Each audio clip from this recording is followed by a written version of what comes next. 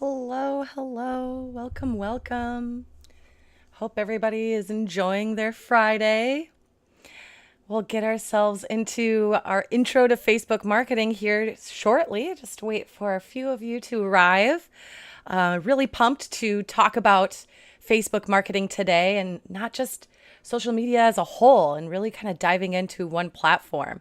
So, we're going to be talking about how to make engaging and lasting impact on Facebook. So, I'm really excited to present this with you all today. Real quick, I just wanted to introduce myself. My name is Justine Sanborn, and I am one of the instructors at Noble Desktop. My focus is both on advertising as well as social media marketing. So I'm really happy to be here with all of you. Once you all join the chat, feel free to type into the chat, ask questions, comment, etc. I really love to interact with the chat. So if you have anything that you would like to ask me, feel free to do so throughout this course today. So we'll go ahead and we'll dive right into it. So for today, the first thing that I just want to talk about is ultimately the main agenda that we are going to be talking about in today's class, the 4 fundamentals of Facebook marketing. So for today's focus, we're going to be thinking about 4 goals that we ultimately, or 4 things that we should be considering in terms of Facebook marketing. The first consideration is to set your goals for Facebook and, of course, to track those results. So ultimately with that, we're going to be talking about what types of goals would be advantageous for you to set and, of course, where to find all that information and insight. Number 2 is know your audience and, of course, engage with them. That engagement is extremely important on maintaining that relationship with your audience. Number 3 is schedule your content and make it engaging as well as consistent. So we're going to talk about the contrast between consistency and quality. We're going to talk about different types of engaging content or what that could be considered. And we'll talk about scheduling that as well. And then lastly, determine a strategy for your Facebook ads. So a really large part of the metaverse now, if you will, or meta, I suppose, is, of course, their really large options for advertising and some considerations to make before creating your own ads, specifically for Facebook. But this could also apply, of course, to Instagram, which is one of those applications that are part of the meta now. So we'll go ahead and dive into it. So the first thing that I want to show you, and this is going to be a run-on theme for this class today or this free seminar, is thinking about content that really, again, is engaging your audience and what type of content that is considered, which we'll talk about in more detail later. But this video is an accumulation of videos from users shooting content on their Hero 9 GoPro. And so GoPro has been doing this for a couple of years now. And I want to say that they started in either 2019 or 2018. Anyway, I digress. I could be totally wrong on that. We'll talk about the impact that this particular campaign had for their social platforms here shortly. But I just want to show you the video of their accumulative content. Again, they received all this content from their viewers, so it's really fun to watch. So we'll go ahead and play it.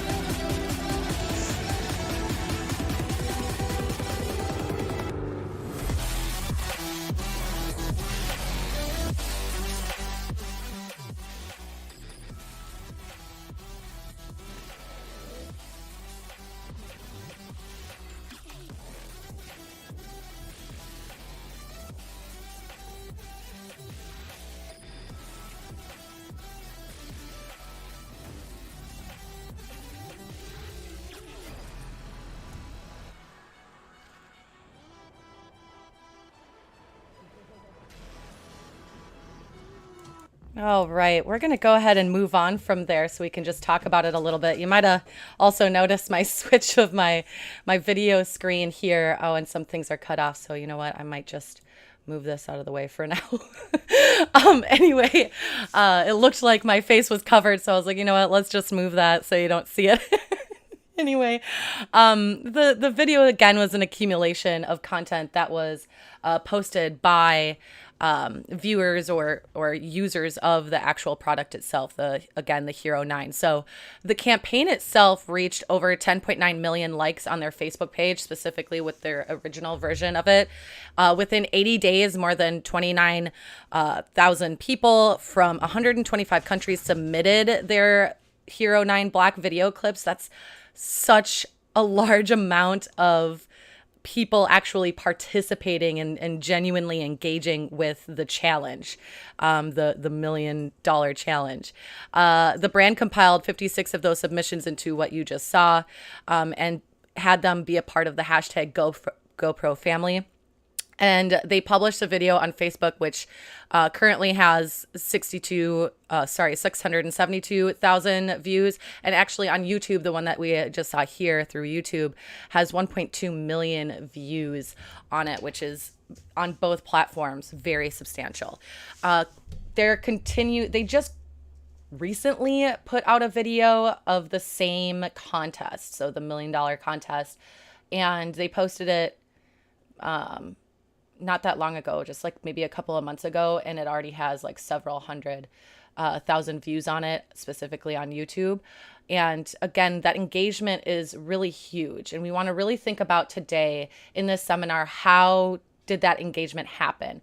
Why are people so engaged with this particular contest? What's interesting about this contest to their viewers, etc. All right, so I'm going to try to pull myself back up so y'all can see me. But anyway, with that being said, we're going to dive into the nitty gritty. And we're going to start with setting goals for Facebook and tracking your results. So short-term goals, long-term goals, and of course, again, tracking those results.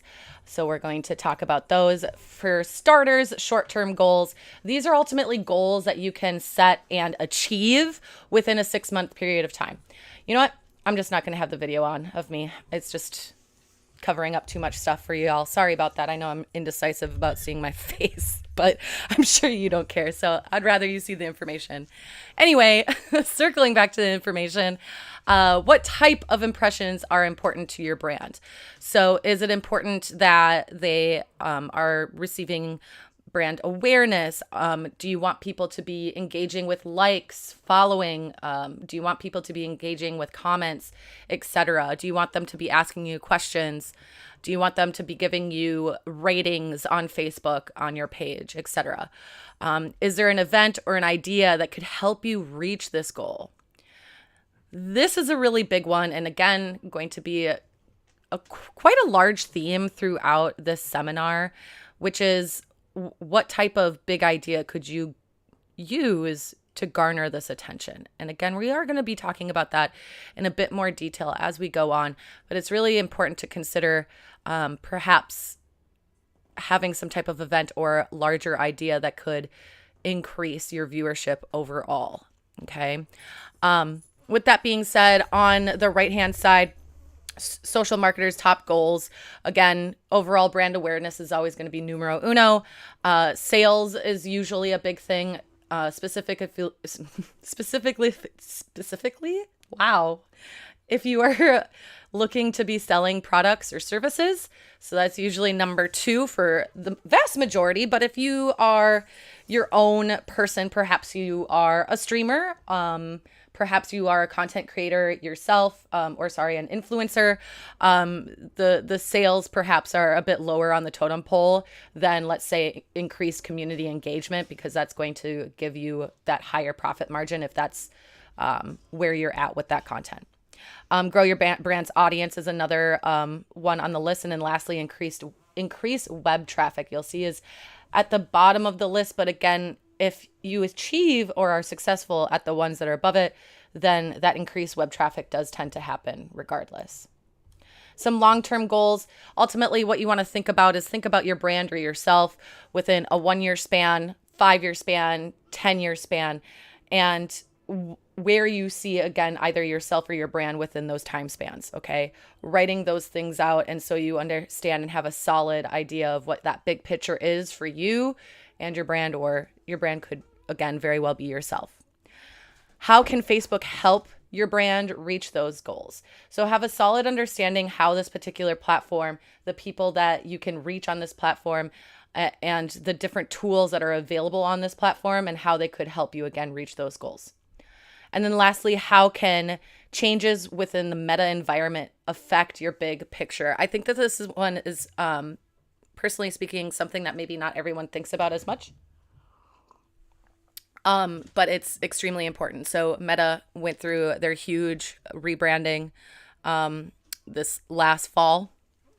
And with that being said, they have every intention of incorporating a lot of new features within the brand's environment, which includes things like VR and really strong gamification of the application, specifically Facebook.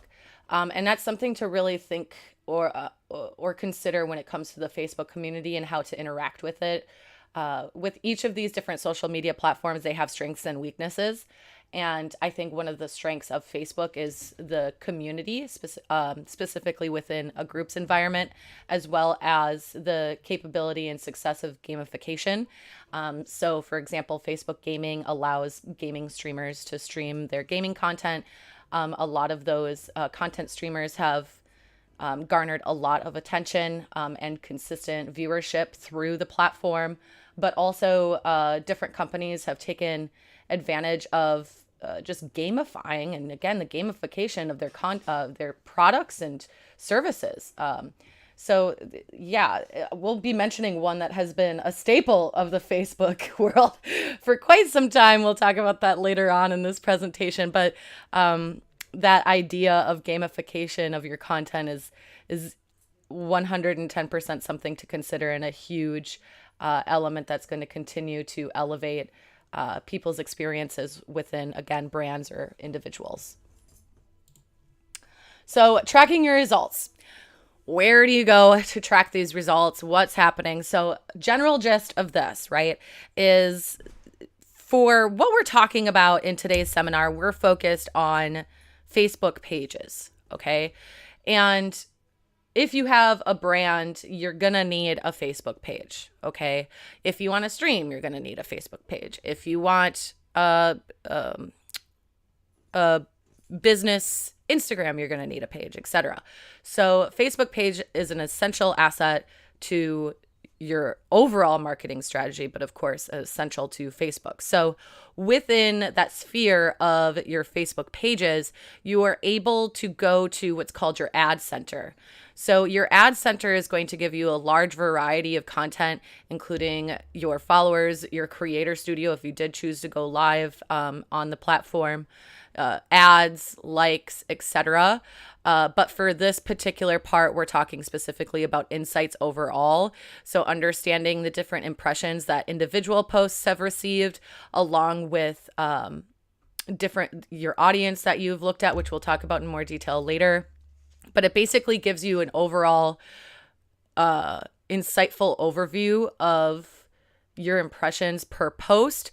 What I really like about this particular screenshot, again, focusing on the post part of insights, is that it enables you to see impressions based off of either organic or paid, which is an essential concept within social media platforms as a whole. So being able to see that is extremely helpful, so that you can see, oh, look at this. Perhaps this particular organically posted content garnered a lot more attention than this one that we paid for. Well, that's really interesting. I wonder why. And so it gives you that information to prove whether or not ultimately something is successful. Okay. So allow these insights to lead the direction of the content that you're creating. There is no inherently right or wrong way for any individual or brand to create the content. Is just a matter of assessing what works well for your brand and what doesn't. Okay. And it's a very large variety of things that can work and don't work as well.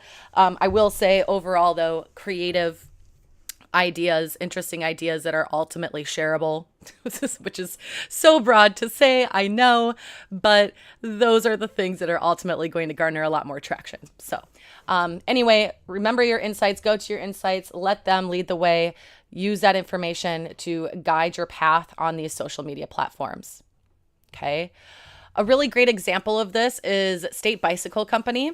Okay, so State Bicycle Company did a series of different ads, if you will, where people were ultimately talking about their experiences with the bike. So we're just going to dive into the next slide here so we could talk about it a little bit more.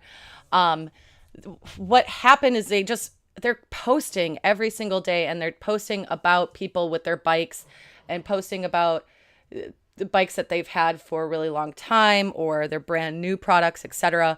And it's just ultimately they're showing off that for them, consistency has paid off. Okay. With that being said, from 2013, they only had about 4K followers, and now they have 445K followers. The engagement currently on their profile is a bit on the lower side. However, there are instances where it does bump up quite a bit depending on what they're posting about. It seems like when it's relative nostalgic content, that seems to be the content that tends to resonate with their audience the most. So an example of that is they had a bike that had the Wu-Tang Clan logo on it and a couple of different quotes from the group. And so they had the yellow W logo on it, but the whole bike was like completely black, beautiful bike. And anyway, it garnered a lot of attention as opposed to just their generic bikes that they usually have. Like, again, I would consider this one a bit generic compared to the branded bike that they were showing off. And again, that engagement really showed that. Okay. Something that really enabled them to reach this larger audience as well is a weekly themed photo contest. So they would have a theme each week and have a photo contest to garner more impressions. So let's say their theme was Halloween, for example. So people would ultimately dress up their bikes in different costumes and things like that. And then they would reshare that content.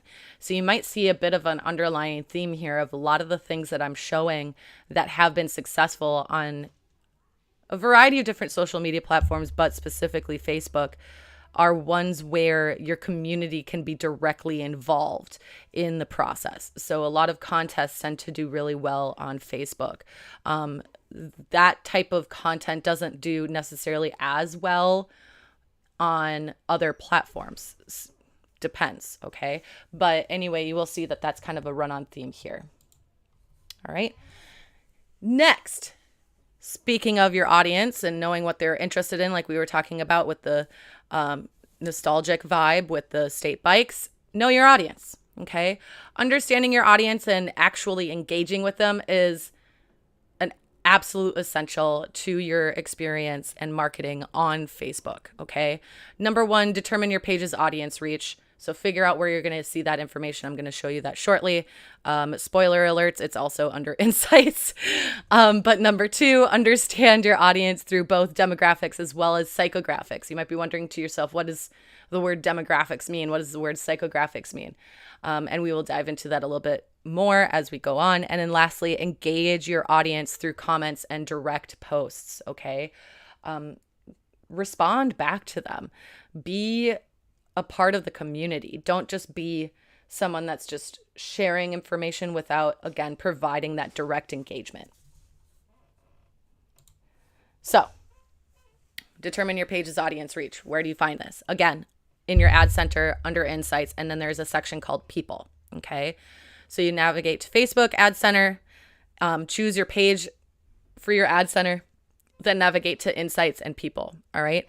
Under there, you're going to see your demographic in terms of both gender and age, as well as location. So below what you're seeing here, there's also a section that shows you the location of the people that are engaging with your content, okay?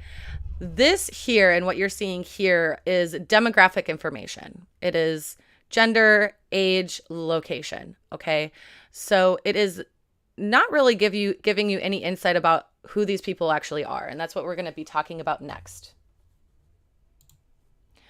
So actually understanding your audience involves what we just saw there, which is, again, the demographic information, the statistical data evolving around the particular group of people that you are focused on.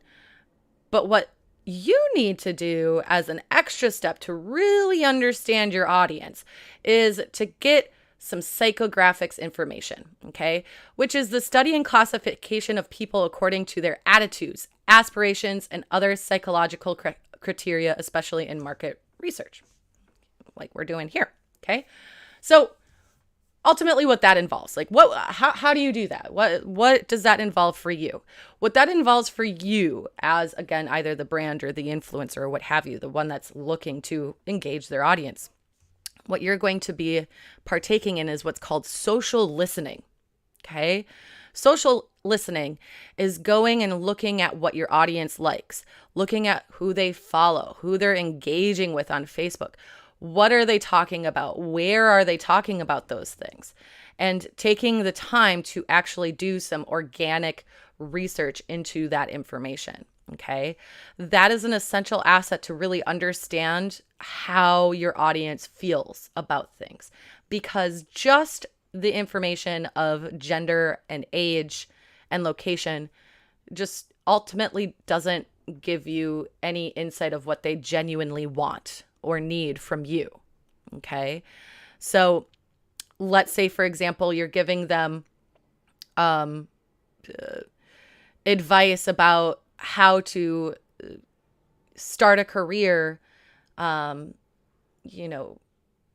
without a bachelor's, but it turns out that the vast majority of them have a bachelor's degree. That's something that you might want to address. Or what if they really like, again, nostalgic things? So again, state bike, circling back to them, they really like nostalgic things. And so bringing back things that were really popular, especially right now in the 90s, is going to be advantageous for your brand overall. And again, you find that information from that social listening. All right. Next, engage with your audience, okay? Really start to converse with them and be a part of the community. Once you find where your audience is talking, consider what they need from you, okay? So they probably aren't looking for you to necessarily be their like BFF, okay? And with that being said, you have to kind of consider a couple of things. Ultimately, what are they looking for? What do they need? And how can you solve that for them? So do they have a problem that you could solve? Okay.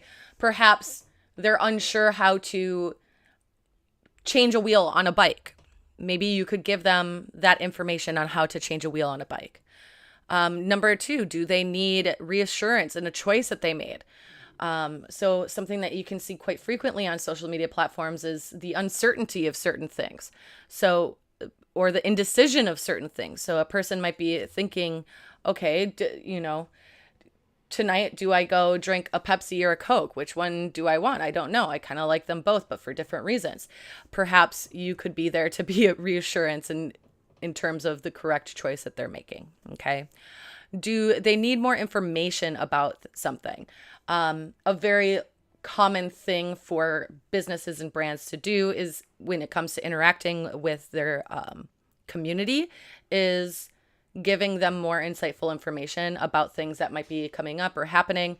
So a lot of folks might have questions about upcoming events or the time or location of certain things, and just being consistent on explaining that information to them or providing that information is another great way of engaging with your audience, okay? If someone thought about it, then another person probably thought about it as well.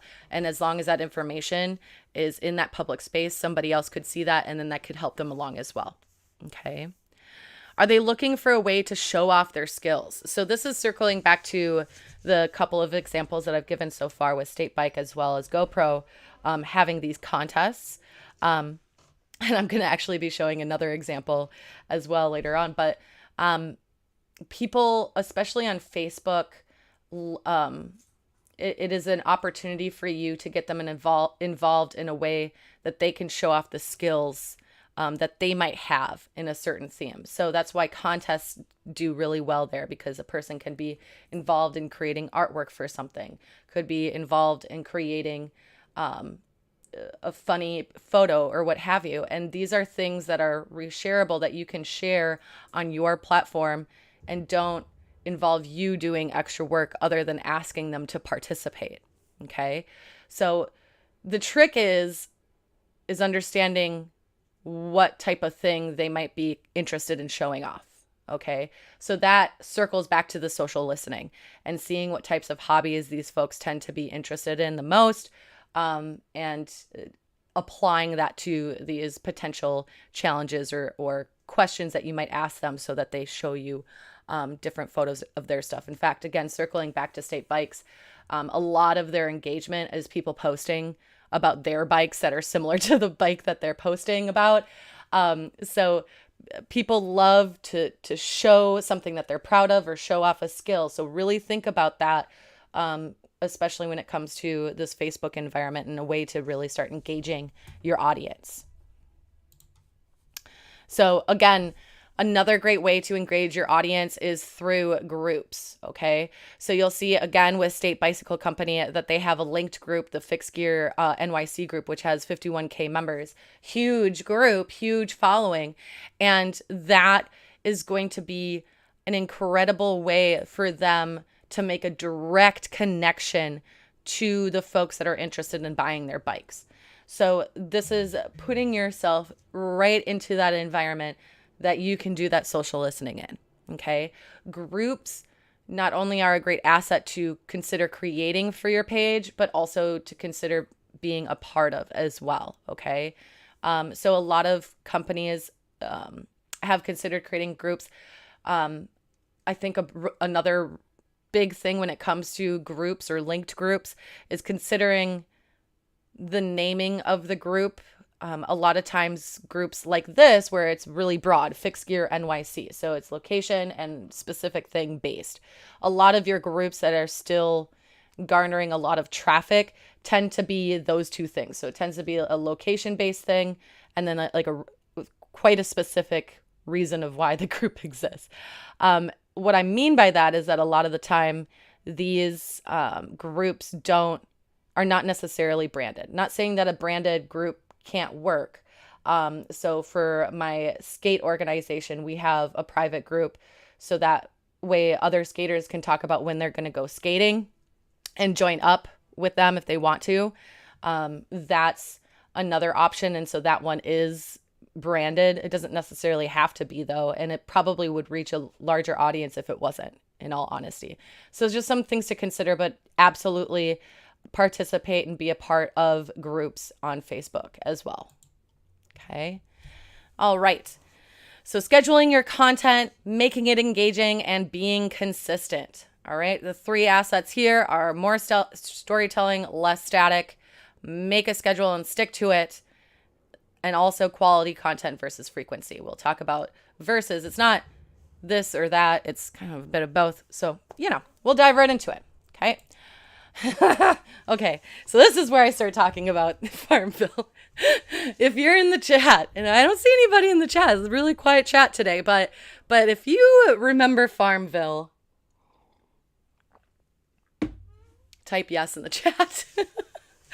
Farmville was an incredibly popular game played through Facebook. Specifically in the earlier years of Facebook, so circling back to around 2009-ish is when Farmville was really, really huge. I remember personally taking a sabbatical from the platform because everything that I would get as a notification was a Farmville notification. So I don't know if anyone remembers that, but it was consistently Farmville notifications. It was very overwhelming and frustrating. However, it shows the success and importance that games can potentially have on viewership as well.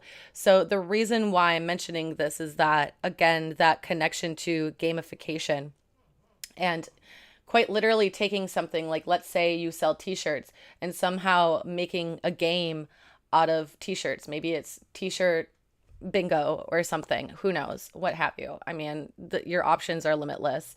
But nope. Okay, well, bless.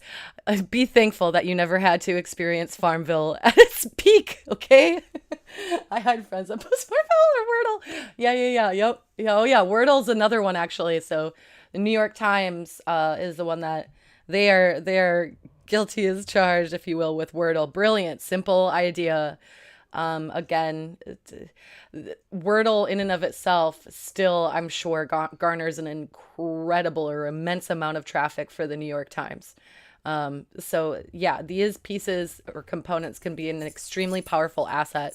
And you might be kind of thinking like, this seems like a bit disconnected from Facebook or, you know, how am I going to create a game or what have you? And I mean, yes, there is a lot of steps involved in considering this, but the reason why I'm talking about it so much is because this is a huge thing to consider for, let's say, your 5-year plan, okay?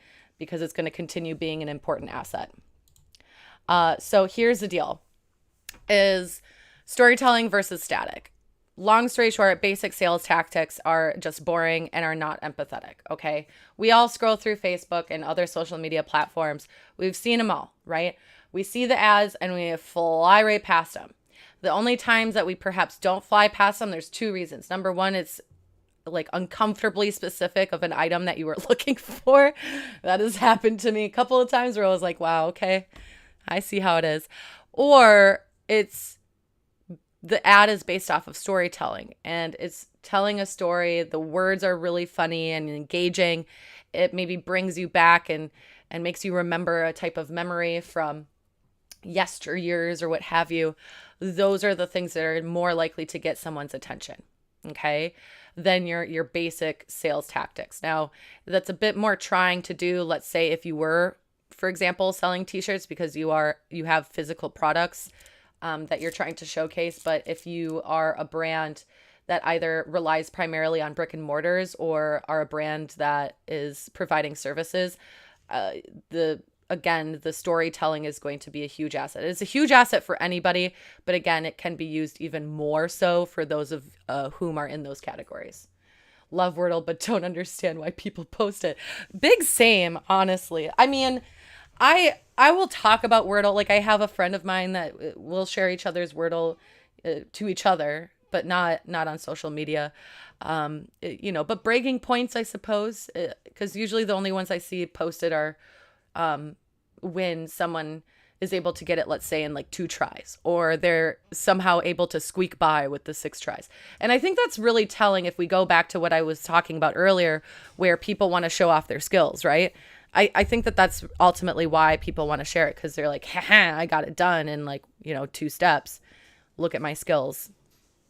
I'm so smart, kind of thing, which, yeah, you have to be pretty smart to get into. I have yet to get 1 and 2, to be honest. Anyway, I digress.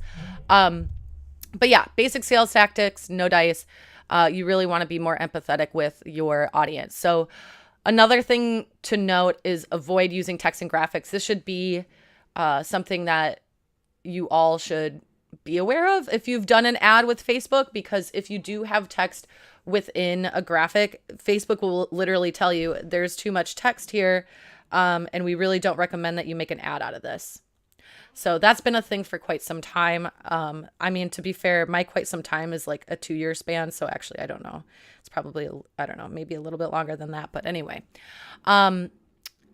consider when it comes to the text, consider your caption and think about a fun, quirky or empathetic caption, something that is going to garner the attention of somebody or grab their attention. I'm going to show you an example of McDonald's here actually shortly. When it comes to copy, they do a fantastic job, actually. Shout out to Golan. But anyway, Golan is a PR agency. But also make your stories personable, okay? personable, the more personable your stories are, or the content that you're sharing, the more relatable they are. So if you're talking about something in a broad way, it's just kind of a similar thing of if you were just having a conversation with somebody one-on-one. The more personable you make it and the more genuine you are to or within that experience, the other person is more likely to connect. And the same goes for social media. So be genuine, be personable, tell your story in and out. And yeah, as I've been mentioning a couple of times, consider gamification to connect with your audience, making a game out of, who knows what, even the silliest of games, like, guessing the amount of Skittles are in this jar. Like, I know it seems silly, but even a basic game like that is going to garner audience participation, okay? Because, a person ultimately wants to win a game. It's, again, that idea of skill and showing off that skill and being able to successfully achieve something. So those are really fun ways of incorporating it. I have a really fantastic example of gamification of something that isn't as basic as what I'm giving. Obviously, Skittles in a jar is not creative by any means. So I have a fantastic example from Getty further on in the presentation that we'll talk about as well. But again, it's a huge thing overall in a lot of different platforms, just in marketing in general, and a huge shift that's happening that be mindful of. So anyway, then make your stories reach your audience emotionally. So you want to have some sort of emotional value. And really the only way to do that successfully is, again, to be personable. So be genuine, be personable, and think about what type of emotion, whatever thing you're talking about might garner. Is it going to make somebody feel good overall? Is it a feel good moment because you're showing acts of kindness? Is it a sad moment because you're showcasing a moment where a person might have been struggling and then succeeded? Or an empowerment moment, which that more is, there's a lot of different emotions that people could feel from your content. So always consider that before posting. Does this make me feel any type of emotion? And if so, what? Make a schedule and stick to it. Okay. A couple of things before actually creating that schedule. Number one, when is your audience present on Facebook? Okay. If you're posting at 8 a.m. every day, but your audience actually isn't online on Facebook until 6 p.m., it's going to reach them, but it's not going to reach them as well as if you perhaps posted at a different time. So consider that timing, that time frame, and when, again, your audience is present on the platform. Okay. Please, please, please respond to comments and DMs as quickly as possible, okay? So if you are a product company or a brick and mortar, you're more than likely going to receive DMs from people on your page, okay? Please do your best to respond to them as quickly as possible. That response time shows up on your profile as well. So it shows your attentiveness straight up to your entire audience. So be mindful of responding very quickly. And then respond very quickly to comments as well. And be friendly and personable, just as what was mentioned prior. You want to make sure that you're applying that to your comments as well. So if they're upset about something, be genuine and kind in response as well. Okay. Post as often as you can consistently. Post quality content. Okay. Oh, I didn't add another bracket, but anyway, create a brand cadence is what it's called. Okay. So this is actually going to trickle into the next slide, which is, quality versus quantity or frequency. And long story short, when it comes to making a schedule for your content, be realistic with yourself and think about, all right, how often can I genuinely post quality content? Is that, 3 times a week? Is it, ideally every day, that's great, but that isn't realistic for many people. Okay, that's a lot of work. If you are an individual, that's a lot of work.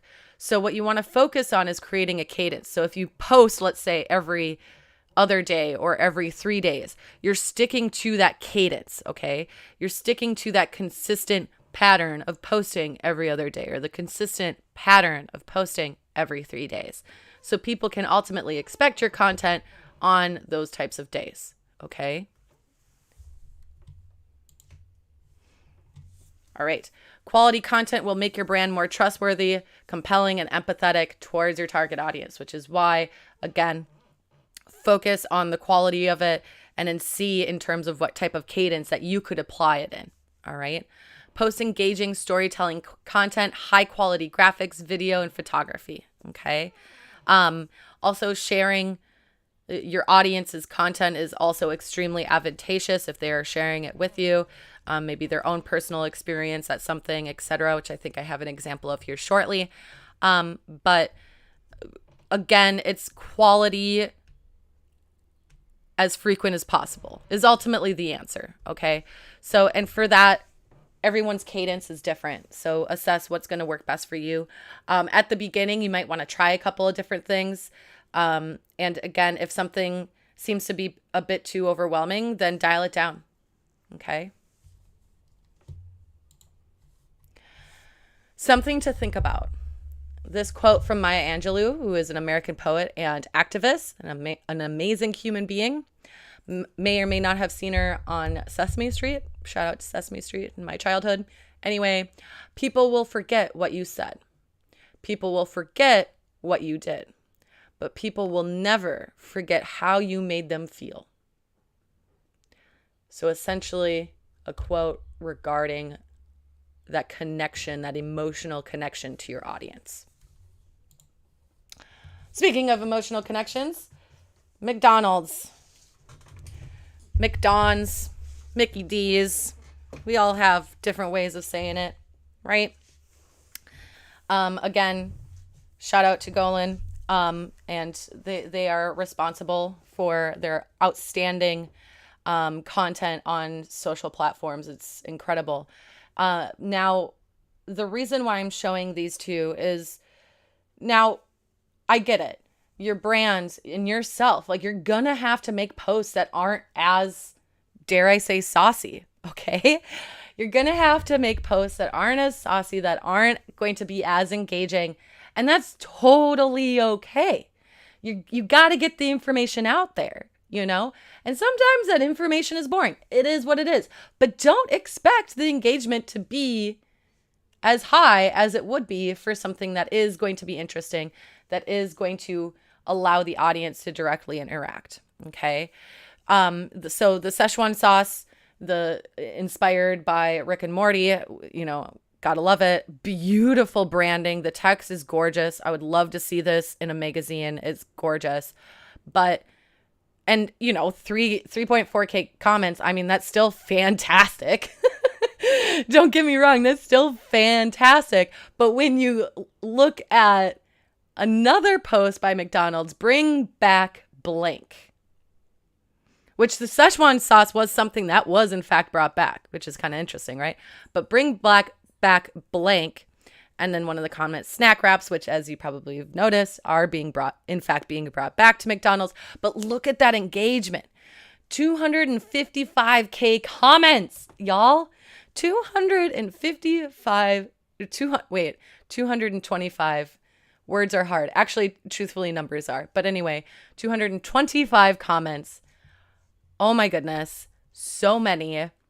Everyone had feels about what they would love to be brought back in McDonald's. 16K shares. Amazing. All right. So the amount of difference between something that's just static ultimately. And again, you probably have to. You probably have to make a static post here and there. But, you know, spread the wealth. Have some static stuff. Have some stuff that's going to be more engaging. That's going to have a story. That's going to be a gamification. So bring back blank is kind of a gamification of, you know, instead of asking, should we bring back snack wraps? They're making a game out of it. Let's see what these people have to say. Okay. They're making it into, what is that game called it? A Mad Lib. There we go. So Mad Lib's a game, y'all. And that's exactly what they used Facebook for here. They used Facebook as a Mad Lib. Absolutely brilliant. 20 bajillion out of 10. Love this concept. So when I talk about gamification, I'm not, again, talking about like, oh, you need to develop an entire video game. No. It can be as simple as making your text-based comment have little breaks in it, similar to a Mad Lib. A Mad Lib is a game, okay? Think about one of the most popular games recently, Wordle. Wordle is just a game of words and guessing what word it is. Simple, okay? Some of the best ideas are so simple. Determine a strategy for Facebook ads, right?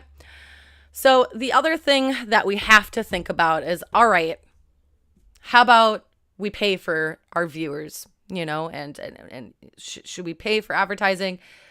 Is it worth it? Is it not worth it? What are we doing here? Okay. Well, number one, you want to determine a strategy for them. So earn first, then paid, not vice versa. I'll explain what that means in a hot second. Number two, focus on brand awareness. And number three, establish a clear call to action. So earn first, then paid, not vice versa. So what is this idea of earn first? Earned media is coverage or promotion of your brand through organic means. Remember when we were looking at posts that were either organic or paid? Okay, so this is earned coverage. It's very effective, but also very challenging to achieve. Okay. With that being said, how do you create these earn first media opportunities? How do these become a thing? How are you able to make this maybe on a consistent scale? Okay. The long and the short of it is creating creative ideas that lead to this coverage, that lead to this engagement. Okay. How do you do that? You take that information that was provided earlier, again, that insight, the psychographic, especially, and the demographic of your audience, and you use that to your advantage. See what they like, what they don't like. Use that as insight to your creative ideas that can lead to quality coverage, okay? Avoid trying to promote something that was only created for paid coverage, i.e. a commercial or paid PR coverage. So a commercial is a more like reasonable idea. And again, you're already paying for it. Fine.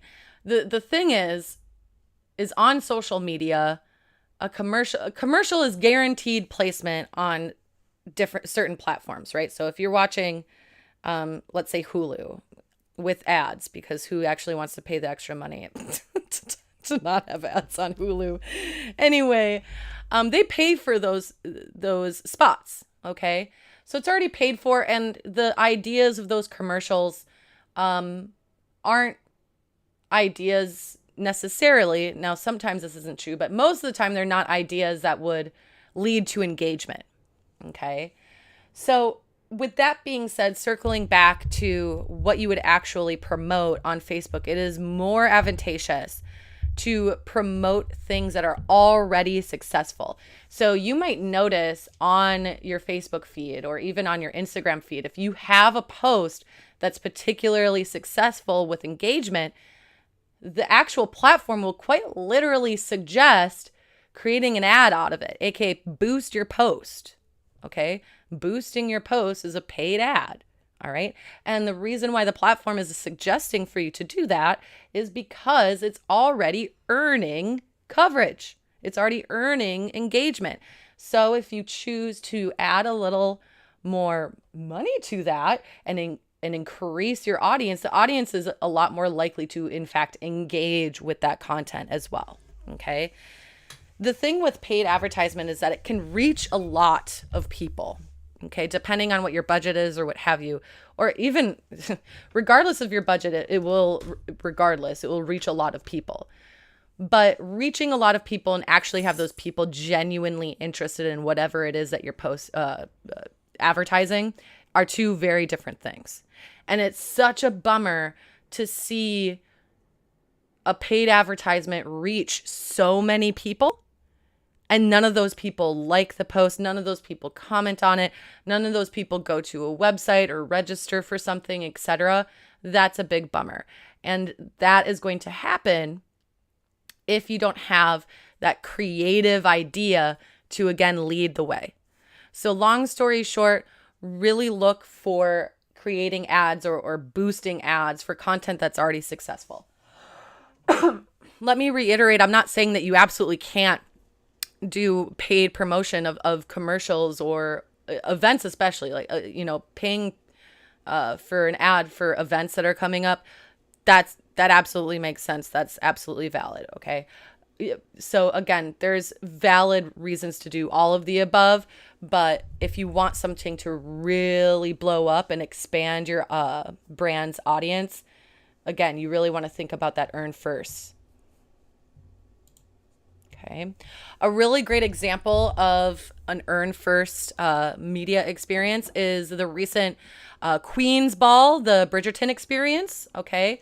So I just was talking about events actually, and I was like, absolutely advertise events. You'd see on Facebook, at least on mine, the Stranger Things event that's happening in New York City. I see it all over the place. I'm reminded of it daily on my Facebook. Okay. Nothing wrong with that. Absolutely nothing wrong with that. And experiences are a really great way to engage your audience as a whole and as a whole component of advertising in and of itself. But this particular experience garnered a lot of attention on social media. You see a lot of people posting on a variety of different platforms their own personal experiences at the Queen's Ball, which is what's particularly fantastic. When you start seeing people talking about either your brand or yourself or what have you, or trying to connect to you, that is an incredible moment. Okay. And that means that you have earned your audience's attention if they're talking about it. Okay. That is fantastic. Now, with that being said, people were able to go to this experience and quite literally experience what it would be like to be a Bridgerton, essentially. And so a lot of people, again, posted their own videos, their own photos of their experiences. And so the Queen's Ball Facebook has been resharing those experiences that were shared across different platforms. So, 270K views, 672 comments, 1,000.6K reactions to it. Absolutely fantastic. And again, with that being said, a lot of your brands or companies, you might have some sort of event coming up. Maybe it's an internal event. Maybe it's an event that is external that more people are invited to. Really consider kind of bringing and pulling those up as well, because those brand experiences can be huge. Focus on brand awareness. Some simple rules when it comes to that. Is it relevant to your audience? And is it cost effective for you? Okay. So we talked about, again, the demographics and psychographics of your audience. You got to have a solid understanding of that information to ensure that whatever you're about to do a paid advertisement on is relevant to them. Okay. If it's not relevant to them, then they're just going to scroll right past it. Okay. You want them to, of course, interact with it, click on it. You want them to, click on the call to action, which we'll talk about here shortly. And of course, you also want to make it cost effective. So how can you reach the most amount of people with the least amount spent? Okay. With that being said, a lot of times it's just kind of a trial and error to see what works and doesn't work in terms of cost. It depends on what kind of reach you want to do. With speaking of, targeting a broad audience isn't a bad thing if you're just starting out. Okay. At first, you might want to just see what works and what doesn't. However, I do suggest having focused target audiences, maybe let's say in different areas or maybe different age ranges, etc., or different interests. For example, what I tend to experiment with the most is different interests. So I stick with the same location, the same age range, and then I just adjust the interests with each of the ones that I experiment with to see which ones are garnering more attention. Okay. That's, personally speaking, what I tend to do with ads. All right. Remember, again, relevance is crucial towards great Facebook ads. So if they're interested in reality TV and your content is about sports, probably not relevant. A good example that I've been experiencing recently, I do spend an embarrassing amount of time on TikTok. And recently I've had this very consistent ad come up about, it's like fantasy football or whatever. I don't even know. It's like something sports related. And I'm like, I quite literally have zero interest on it. And I've gotten annoyed by seeing this ad so much that I've been genuinely tempted to interact with it, but to say like this post is irrelevant to me.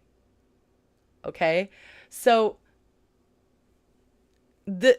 just to give you like a personal example of how people are interacting with ads. And actually, going off of your own experience can be helpful as well. What are ads that you've interacted with? What are ads that you've scrolled right past? What are ads that have made you so annoyed that you clicked on the button that says, this ad is irrelevant, I don't want to see it again? Okay? Those are things that you should think about before you pay for advertising as well. So that way, again, you know that you're reaching the right people and the people appreciate that you're reaching out to them. Establishing a clear call to action. Okay. Ad Manager lets you add a call to action button so you don't have to like necessarily include it in your copy. And this encourages people to quite literally, take an action that ultimately aligns to what your campaign goal is. There's a lot of different options here. You can see that I very beautifully highlighted learn more. You'll see that learn more is actually there's two, but one of two that reaches brand awareness, reach, traffic, and engagement, all four at the same time.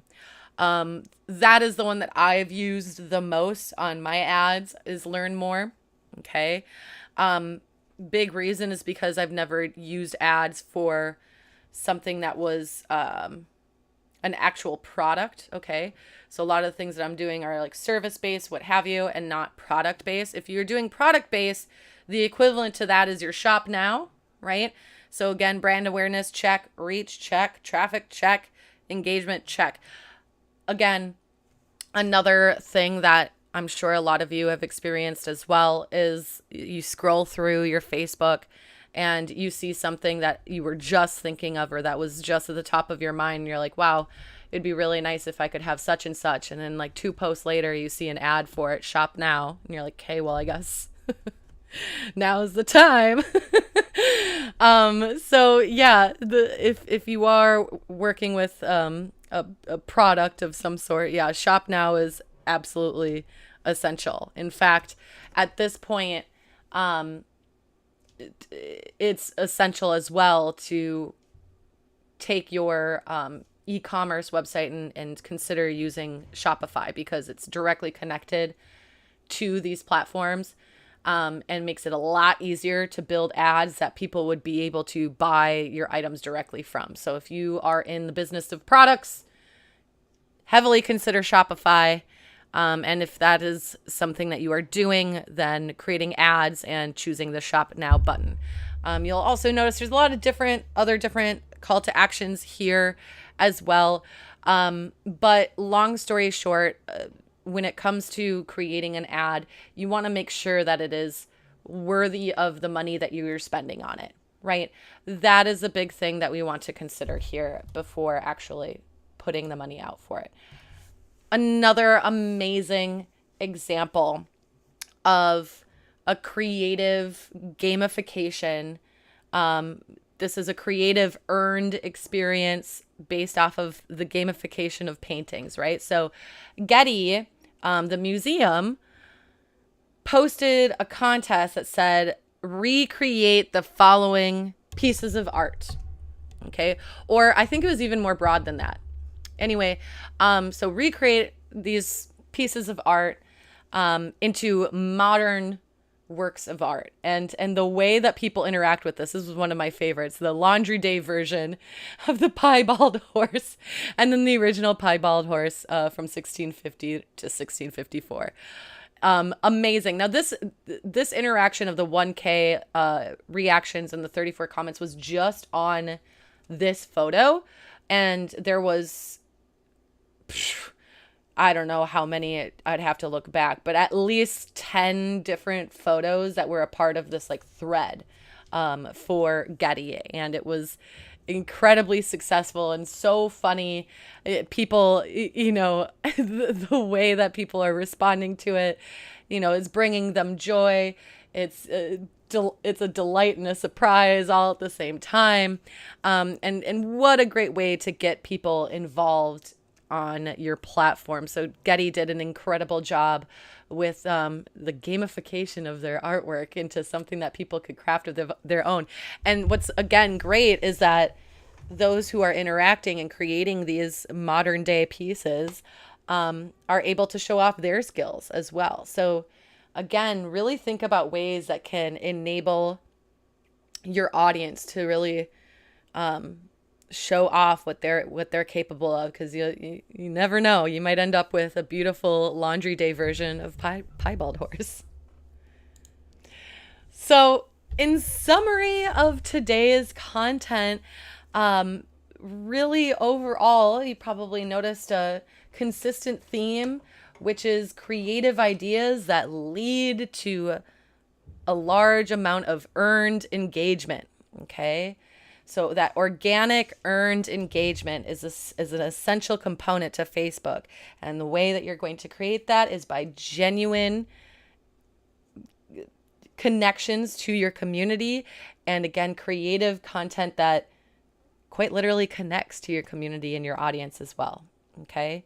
So again, the 4 fundamentals of Facebook: set your goals and track your results, know your audience and engage with them, schedule your content, make it engaging, and be consistent.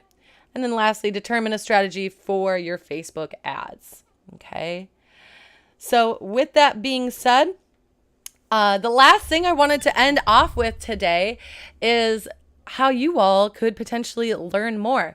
We offer an entire day of a Facebook class at Noble Desktop, and you'll be able to learn more by this link here, which actually shows all of the different social media classes that we do offer. So we offer Facebook as well as Instagram, as well as TikTok and YouTube, etc., along with our certificate as well. So definitely check out our classes. We do offer them both in person as well as online. So if you aren't necessarily from the New York City area, you are more than welcome to join us through Zoom for our online sessions. And hopefully I will be seeing some of you there.